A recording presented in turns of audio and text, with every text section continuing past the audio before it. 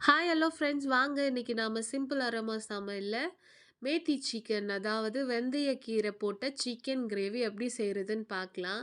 இது களி கூட சேர்த்து சாப்பிட்றப்போ ரொம்ப ரொம்ப டேஸ்டியாக இருக்கும்.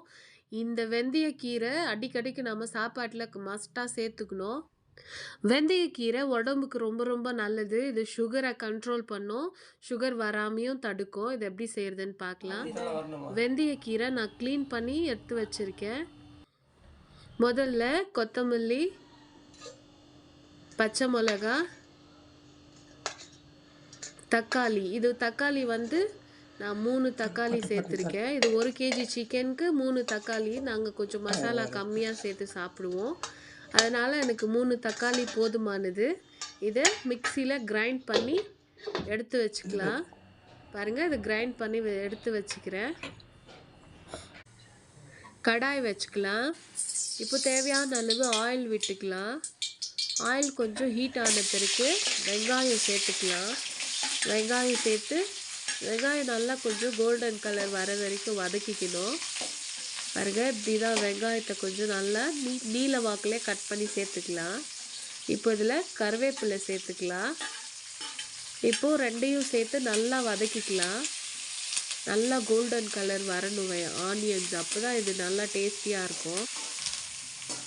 ஆனியன்ஸ் நல்லா கோல்டன் கலர் வர வரைக்கும் வதக்கிக்கணும். பாருங்கள், இந்த மாதிரி வதங்கினதுக்கப்புறமா இப்போ நாம் இதில் கொஞ்சமாக இஞ்சி பூண்டு பேஸ்ட்டு சேர்த்துக்கலாம். நீங்கள் ஃப்ரெஷ்ஷாக அரைச்சி சேர்த்துக்கலாம். நான் இதை ஆல்ரெடி அரைச்சி வச்சுருந்ததை சேர்த்துக்கிறேன். எனக்கு 1 கேஜி சிக்கனுக்கு 1 ஸ்பூன் போதுமானது. இஞ்சி பூண்டு பேஸ்ட்டு சேர்த்துக்கின்னு இதை நல்லா பச்சை வாசனை போகிற வரைக்கும் வதக்கிக்கலாம். இதை நல்லா ஸ்மெல் வர வரைக்கும், இஞ்சி பூண்டு வாசனை வர வரைக்கும் நல்லா வதக்கிக்கணும். இப்போ இதில் வெந்தயக்கீரையை நாம் இப்போ சேர்த்துக்கலாம். வெந்தயக்கீரை சேர்த்துக்கின்னு நல்லா வதக்கிக்கணும். வெந்தயக்கீரை பச்சை வாசனை போயிட்டு நல்லா வதங்கினா தான் கசப்பு தன்மை இல்லாமல் இருக்கும். வெந்தயக்கீரையை நம்ம நல்லா வதக்கிக்கணும். இது ரொம்ப ரொம்ப உடம்புக்கு நல்லது இந்த கீரை. இப்போது அதில் கரம் மசாலா சேர்த்துக்கலாம். இப்போது ஜீரகத்தூள் வந்து 1/4 ஸ்பூன் சேர்த்துக்கலாம். 1/4 ஸ்பூன் இதுக்கு போதுமானது. இப்போது தனியாத்தூள் 1/2 ஸ்பூன் சேர்த்துக்கலாம். நாங்கள் மசாலா கொஞ்சம் கம்மியாக தான் சாப்பிடுவோம். மிளகாத்தூள் 1/2 ஸ்பூன் சேர்த்துக்கலாம். ஆல்ரெடி நான் பச்சை மிளகா போட்டிருக்கேன், அதனால் எங்களுக்கு இந்த காரம் போதுமானது. இப்போ மசாலாவை எல்லாத்தையும் நல்லா ஆயிலில் ஃப்ரை பண்ணிக்கலாம். பச்சை வாசனை போகிற வரைக்கும் வதக்கிக்கலாம். எப்போவுமே ஆயிலில் சேர்த்து வதக்கும் போது எல்லா கிரேவியுமே டேஸ்டியாக இருக்கும். இப்போ பாருங்க, நல்லா மசாலா வதங்கிடுச்சு. இப்போது நம்ம அரைச்சி வச்சுருக்கிற டமோட்டா பேஸ்ட்டு சேர்த்துக்கலாம். தக்காளி சேர்த்துன்னு நல்லா வதக்கிக்கலாம். உப்பு மஞ்சள்தூள் போட்டு நல்லா வதக்கிக்கலாம். தக்காளியை மசாலாவோட நல்லா வெந்து வரணும். பாருங்கள், நல்லா வதங்கி வருது. இப்போது ஒரு 1/4 ஸ்பூன் மஞ்சள்தூள் சேர்த்துக்கலாம். மஞ்சள்தூள் சேர்த்துக்கலாம். போதுமானது, இந்த மஞ்சள்தூள் போதுமானது இந்த கிரேவிக்கு.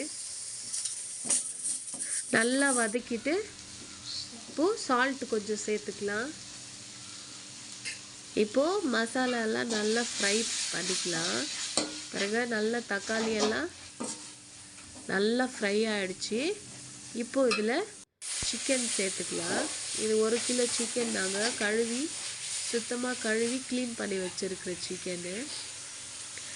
இதை இப்போது மசாலாவில் சேர்த்துக்கலாம்.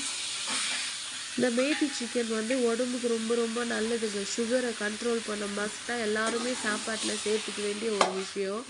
நம்ம வெந்தயமாகவும் சாப்பிட்றதில்ல, கீரையாகவும் சாப்பிட்றதில்ல. கண்டிப்பாக கீரையை சேர்த்து சாப்பிடுங்க.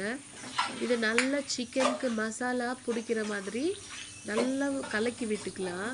நல்லா கலரி விட்டுக்கணும். இதை நல்லா சிக்கனுக்கு எல்லா மசாலாலாம் சேர்ந்து வர மாதிரி நல்லா கலக்கி பாருங்கள். இப்போ நான் இந்த சிக்கனை மூடி போட்டு 5 நிமிஷம் மூடி வச்சுருந்தேன். சிக்கன்லேருந்து தண்ணி விட ஆரம்பிச்சிடுச்சு. இப்படி தண்ணி சிக்கன்லேருந்து விடும்போது தான் மசாலாலாம் சிக்கனில் சேர்ந்து நல்லா டேஸ்டியாக இருக்கும்.